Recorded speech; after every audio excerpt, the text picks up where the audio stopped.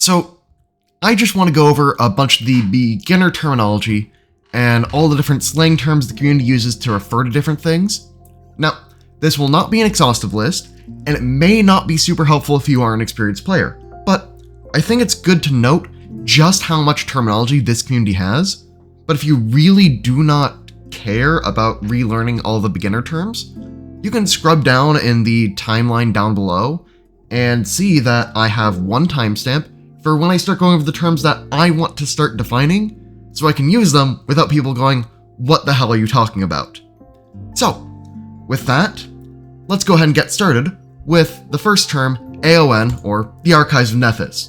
And what the Archives of Nethys is it's a website where you can get all the game rules for free.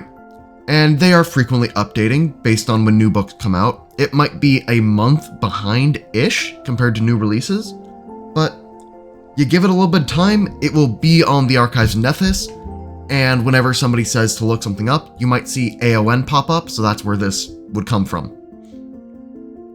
And so, again, we're going to focus heavily on beginner terms for this section. Things that you'll see often online, or maybe want to abbreviate in verbal communication, that are not defined in books. So you're not going to see me really talk about, a lot of people refer to exactly this feature to describe things. It really is more of the abbreviations and the descriptions that we use that are not from the text itself. Yeah. So, very basics. HP, hit points. You get knocked out when you go to 0. AC, how hard you are to hit. It's your armor class. Map.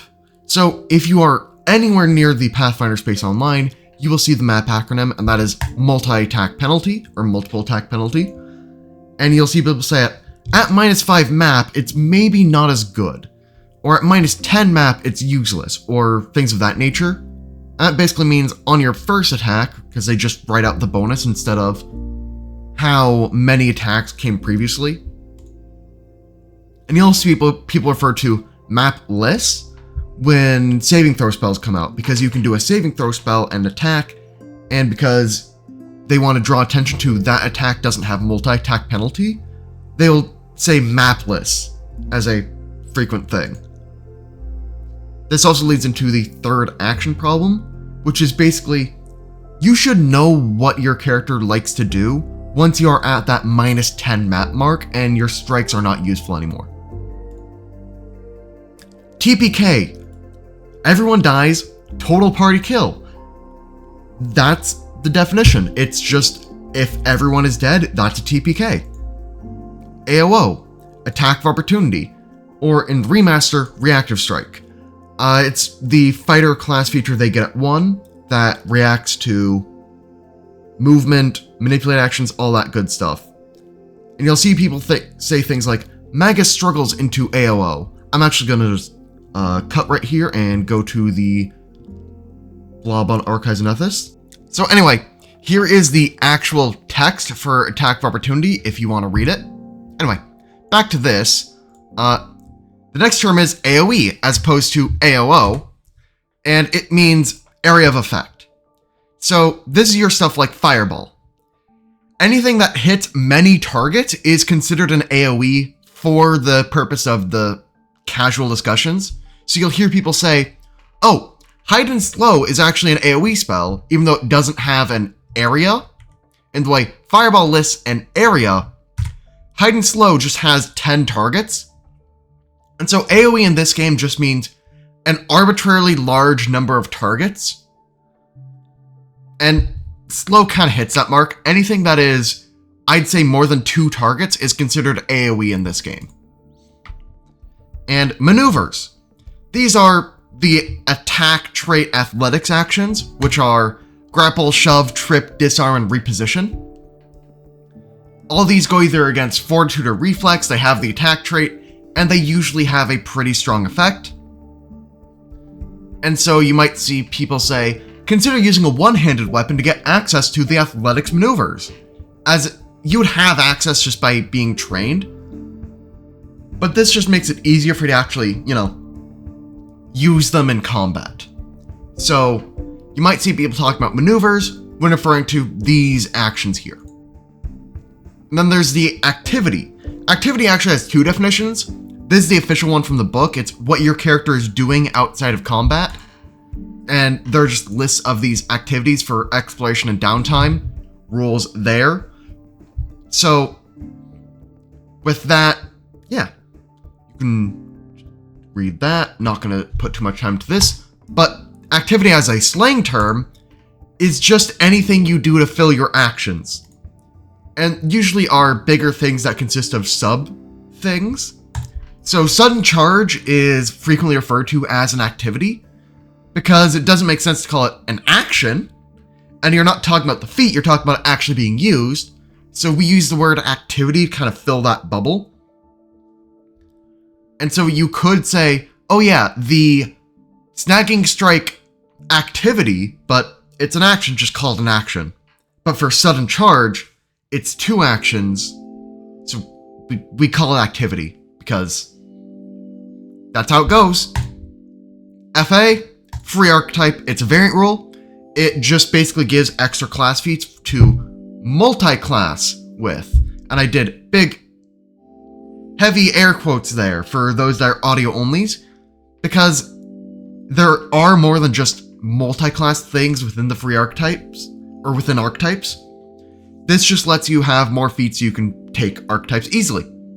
And there are upsides and downsides of using this. It might be an entire video in the future. DPR, damage per round. It's basically the equivalent of DPS in other games. And it's, on average, without spending resources, how much damage do I output? This is not the only metric you should use to track if a character is good. Hell, it's not even the only metric you should use to track if your damage is meaningful. But it is a metric, and it is one that you'll see people throw around a lot by, oh, fighter has the highest DPR of the classes. And it's like, cool, that's what they're talking about. So if you think about it in terms of like MMOs, the high DPR characters are your ones that are just attacking very often and are eventually going to kill the boss. Burst, this is, well, DPR is about sustaining over time. Burst is about how much damage can I apply right this second. How much damage can I do if I need it, and if I don't mind burning a bunch of resources to get there. So something like Magus's Spell Strike is a prime example of this.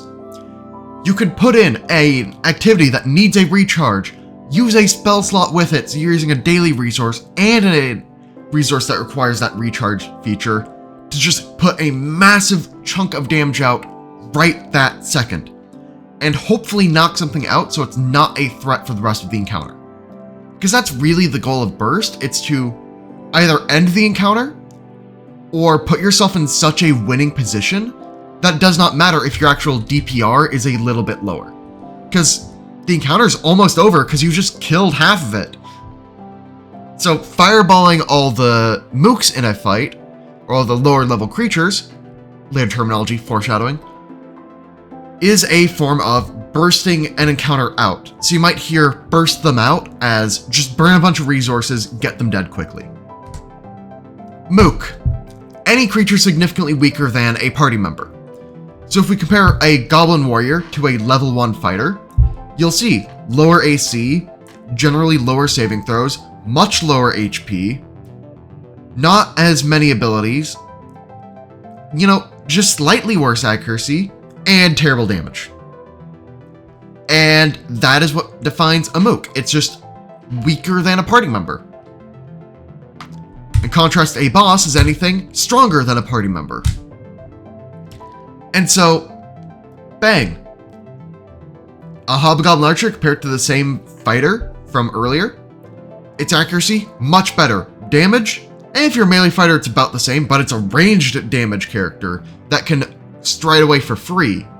And also, it has more HP, more AC, and all three of its saves are higher than your saves most likely. That is what defines a boss creature. Usually, what people say the limit for what is considered a Mook and a boss is 2 levels away from you. So if you're a level 1 character, a level -1 creature is a Mook. If you are a level 18 creature, a level 16 creature becomes a mook for you. So if you compare this Hobgoblin Archer to like a level 7 fighter, suddenly it seems like a laughable mook in the same way this Goblin Warrior was.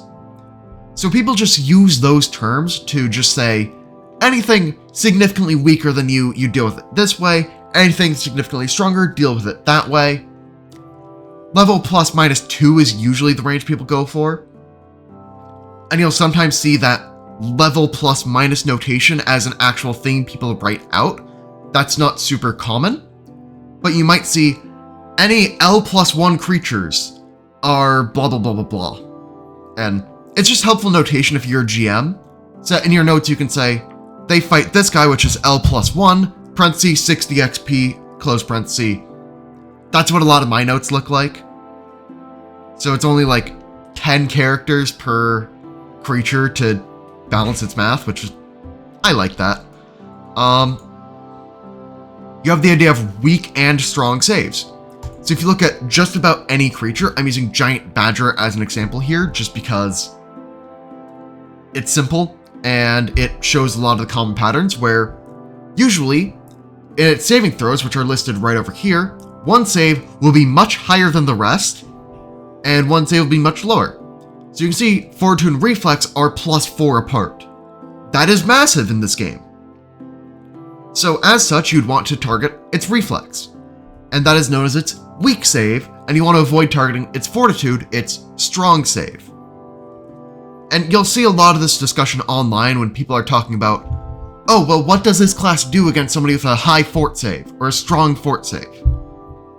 And this is why people say casters should have a variety of different targetings. So that way you can always target the weaker save. Martials. Anything that uses physical attacks, not spells. So fighters and rogues are very clearly martials. Their job is to get in there and hit stuff with a stick, with their fists, whatever. The Giant Badger from this slide is actually a martial. It has no spells, so you'd consider a martial. It's just not a player class. And then you have the casters / mages, which use spells heavily. So wizards and clerics are casters. A lich is a caster. And then you have the Gish, which do attacks or spells. They're anywhere between the martial and the caster. They're then the area in the middle. All that design space is covered by the Gish term. And it originated from Gith Yankee-ish. So Gith-ish, which then got abbreviated down to Gish, which is neat. Thank you AD&D players for that one. So Magus is a Gish. That is a class, that is a martial chassis, so it has the same attack scaling progression with weapons that you'd see from like a rogue or a ranger. But it also has some amount of spellcasting, so people call it a Gish. They just say it is a more martially Gish as it does focus on the weapon attacks a bit more heavily. War Priest is also a Gish, which is a subclassic cleric that gets a bit of armor and has slightly better weapon progression, but it doesn't have the same weapon progression as like an actual martial character. So people say War Priest Cleric is a castier Gish, because it is a spectrum, not just martial caster Gish, it's a spectrum between. And I consider Kineticist to be off that spectrum, like off the linear line, because it doesn't use true spells, but in terms of how it plays, it's like a Gish in terms of you weave saving throw abilities between strikes that are your elemental blasts. So I consider Kineticist a Gish in terms of how it plays. It's just a Gish that uses a lot of at-will abilities rather than spells. Now, buffs and debuffs. So, buffs are things that make you more effective, debuffs make you less effective. So, haste is a buff. It gives whoever the target is more actions. That's a buff. That's a good thing to happen. Slow is a debuff. It has somebody have fewer actions. So it is the opposite of haste, and it is a debuff because it is making them weaker. Now, squishy and bulky. Squishy characters don't have a lot of HP and are liable to get knocked out very easily. So wizards and sorcerers are very squishy because they only have 6 HP per level and have terrible armor progressions, and don't even have an armor proficiency to start with. Where bulky characters can just eat hits easily. So monks and champions are bulky characters. They do not care about your damage. Then you have stat abbreviations. Strength, which is STR. They're always just the first 3 letters, and you'll see these abbreviations very frequently. Con, Dex, Int, Wiz, for strength, constitution, dexterity, intelligence, and wisdom. It's very simple. And, of course, charisma. So if you see people talk about casters, they're not talking about bird people, they're talking about charisma. And then you have saving throw abbreviations for reflex, fortitude, and will, which isn't abbreviated at all because it's already short. Niche. Anything that's very specific. So water breathing is overly niche to be commonly picked. If you're not in an aquatic game, you will not need water breathing. So it is a very niche spell. It can also refer to a job, like Cleric's niche is its great healing. And both of these are commonly used, so it's just context sensitive. Trap. This is not referring to hazards, it's referring to feats, or rather any character option that looks good, but really isn't. So Breathe Fire is considered a trap option, at least by me, because you look at it and you're like, okay, it's an area spell off of first spell rank that does some amount of damage. That's probably fine. But it isn't that much better than Electric Arc at first rank, average of 5 damage with any 2 targets in 30 feet, versus needing to line up a 15-foot cone to get an average of 7 damage. And Breathe Fire might have you positioned very aggressively, and if you're something like a wizard or sorcerer, you can't really afford that because you are so squishy. And somebody might say, well look, Breathe Fire heightens so much better than Electric Arc. And I say, yes, it does. But it heightens at the same rate as Fireball, which just has a bigger area at range for the same damage and heightening. Hence why I don't like Breathe Fire very much. And now, staple options. These are all the things that are just really good, so Heal is a staple for anyone that can learn it. It is just a really good spell. You need to have an argument of why am I not taking Heal, rather than an argument to take Heal. That is what defines a staple. If you are defining something by, why am I not picking this, that is the staple. And then you also have people using creature templates as just kind of like, all of this type of creature. And that is the skirmishers, which are usually high dexterity, high reflex creatures with weaker fort or wills that like to weave in and out of melee. You have the brutes, which are just high HP, low AC, hit very hard. It's big stick go thwack type enemies. You have the soldiers, which are armored enemies with good strength, fortitude, and armor class, but maybe lacking in the other areas. You have snipers, who have great range attacks. I don't need to explain that anymore. And then you have the spellcasters, which usually have will as their highest save, and are pretty poor in the other defenses, but have full spellcasting. And then the magical strikers, which is just kind of the blanket term for all the Gish type monsters. And here are all the base roadmaps on screen. You can go ahead and read exactly what all of them are. I skipped over Skill Paragon because nobody actually uses that as a real term. So, yeah. And now Mad. Multi-attribute dependent, which still doesn't explain the concept because it's a weird term. It just means that it requires many ability scores to work.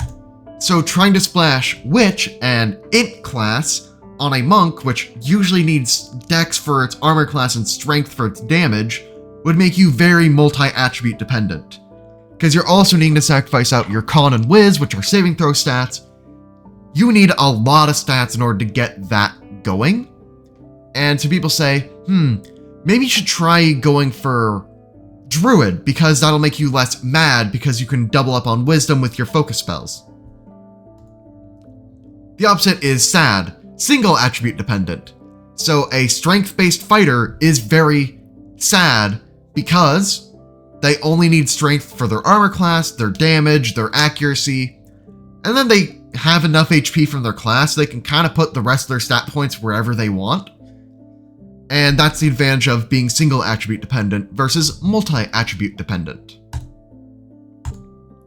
So then you have the action economy, which refers to anything that has to do with how many actions a creature has or how good those actions are. So, grapple is good because it affects the action economy heavily. Grapple prevents an enemy from running away, so you are limiting what it can do with its actions. And if it tries to escape, you then become action positive, because the enemy is now burning actions to try and get out of this debuff state, and you've traded like attack for attack, and it's a whole thing. And then there's also another note here where, against a boss fight, the boss has 3 total actions, where you as a party will have 12 total actions if you're a group of 4. So trading action for action against a boss actually has you come out ahead, because you're only using 1/12 of your actions, where they're burning 1/3 of theirs. So the athletics maneuvers are much better in boss fights, because you're making the boss waste time getting rid of those things, and you might be able to target their weaker save. But that's the type of discussions you'll get into around action economy, and it's a very nebulous term, so usually the person that's talking about it is going to define what exactly they mean very shortly after.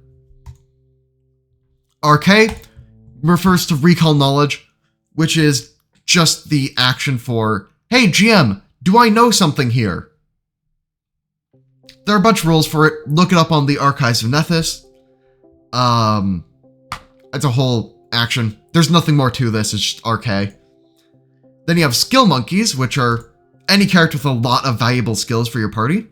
So rogues tend to make great skill monkeys as they can get way more skills and skill feats than other characters. So people look at rogue as the idealized skill monkey. But any character that chooses good skills can be considered a skill monkey.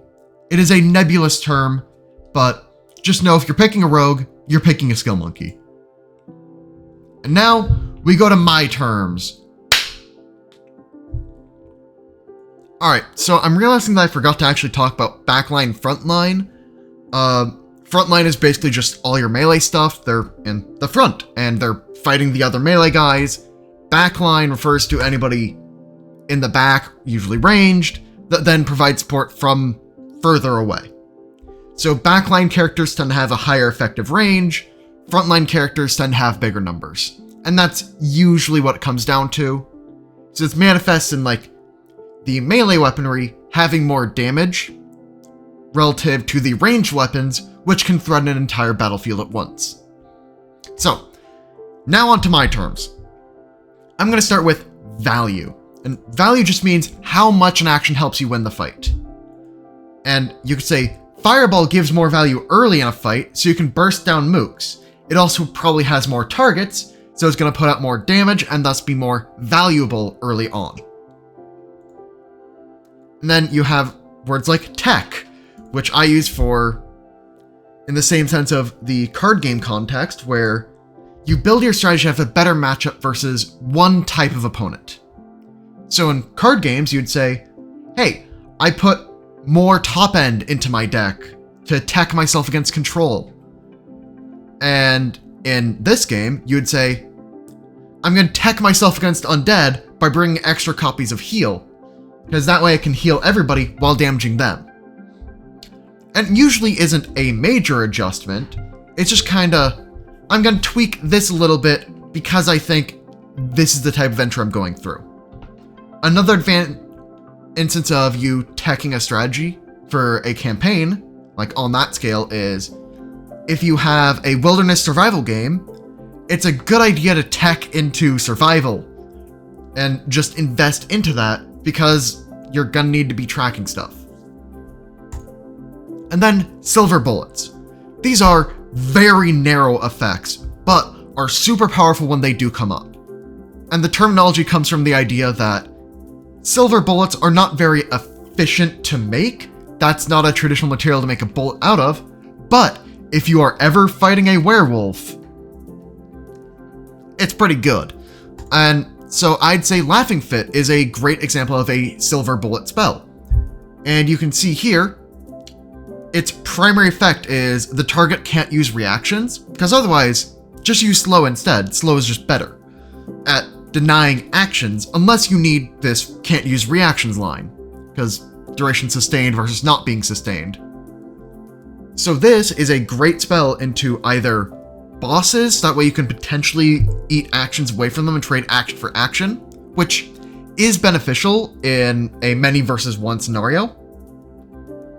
Or you'd use it against something that has a lot of reactions. So that way you disable the reactions, and that's a good thing. Because if you're fighting a Hydra or something which has a reaction per head, disabling all of them with a single spell is really good. But this is not the type of effect you're gonna need in a vast majority of fights. But it is very powerful for that one scenario you really need it. So that's what makes it a silver bullet. And I also like the terminology of bruiser versus tank. Tanks have abilities to make enemies attack them or disrupt enemies so they cannot do what they want to do. Bruisers just kill them. They just beat them to death with hammers. They take them out back and that's the goal of the bruisers. The tanks say, you cannot ignore me because you physically can't. Bruisers say, you physically can't ignore me because you are already dead. And they're both very bulky. They're high hit point, hard to take down. But those are two different philosophies to build a bulky character. And I also want to highlight slow versus fast strategy. So slow strategies take a longer time to do their thing. So an example of this would be if we were a party with a lot of mages and a champion or something, we might come up with the idea of the champion can buy us time for us to then be able to set up a bunch of buffs, and we can keep them alive with heals, and then we just wipe through something at the end. A fast strategy would just say, okay, we fireball all of them, then the fighter runs in with the sun charge, the magus goes for their one spell strike, and we try to end the fight turn 1 or 2. And that's what a fast strategy would look like. So slow strategies involve spells with longer durations, or other things that benefit from fights lasting longer.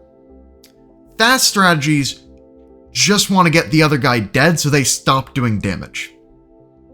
And if you are thinking about a party, generally if a champion is present, you are in a slower strategy, usually, where the champion's ideal job is to deny the enemy damage, which makes fights take longer.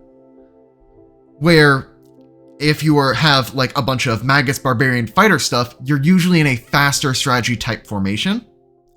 I'd say Arcane casters also better lend themselves to fast strategies. Divine lends itself better to slow, and you can blend things. This is not a hard and fast, all strategies are fast or slow. It's just something to consider when you're looking to put a character in a party. Because if you are playing a Magus, that goes better in a faster strategy, so that you can make better use of Spell Strike. Because if your goal is to do sustained damage over time, you should be looking at the fighter.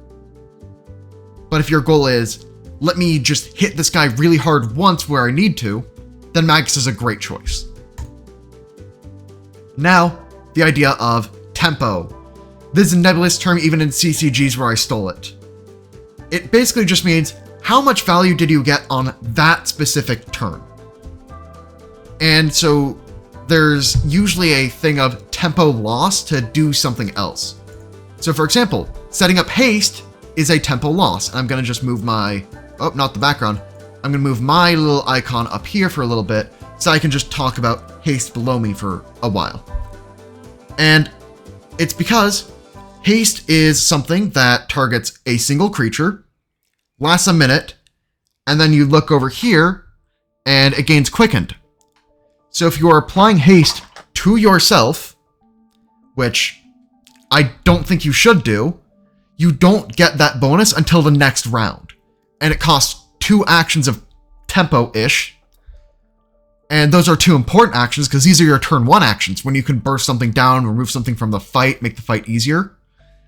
And you're not going to break even on the action spent until the 3rd turn of the combat, when things are likely closing if you're in a faster strategy. So, self-cast haste can be fine if your strategy is slow enough, and your party's built to heal, deny damage, etc. But if you are in a fast strategy, it might be a better idea to just haste whoever's next initiative, so that you immediately get 1 action back from haste, so it's less of a tempo debt for the round. Because if I am a wizard going on initiative 25, putting haste on the fighter going on initiative 23 means that I am giving that action back within the same round. Where if I haste on myself, you don't get the benefit from quicken until the start of the next turn. Now compare that to slow. Slow immediately has an impact on the fight, just because the enemy right there makes their save. So because of that, slow is actually a pretty high tempo ability. It immediately impacts the fight, even more so than damage in the case of boss fights, because creatures are still scary at low HP in this game. So as such, you look at an effect like slow, and this makes an enemy weaker for the entire combat. So in a sense, you could consider even higher tempo than just doing damage, because it is immediately applying this downside to a creature that will last the entire fight. You're immediately getting value, and it'll keep on providing value after that. Where damage is something you gradually build up, and then it becomes your win condition, because you win a fight once you have dealt enough damage. Slow gives you that time to get there. So it goes really well in slower strategies, and it immediately provides value, so you can find use for it in faster strategies because it's just that good. And again, haste would recommend putting on somebody that isn't you, so that you start getting those actions back earlier, because otherwise the tempo loss of self-cast haste is just too much. And now I also want to talk about the tempo loss of getting knocked out, because I think this is also an important point. When you are knocked out, you drop all weapons and fall prone. And if you're a monk, you exit your stance, barbarians lose rage, etc. We can generalize this as, this is 2 actions worth of bad stuff happening you need to inverse. So we're at a tempo loss of 2 actions so far. And then you need an ally to heal you to rejoin the fight. Now, the heal spell is 2 actions. If somebody wants to lay on hands you, or battle medicine you, they're probably going to need to stride and then do that. So this is also roughly 2 actions. Again, this first thing is different for unarmed characters without stances. This thing is different if they're right next to you with a heal, or if they need to reach spell the heal over, or whatever.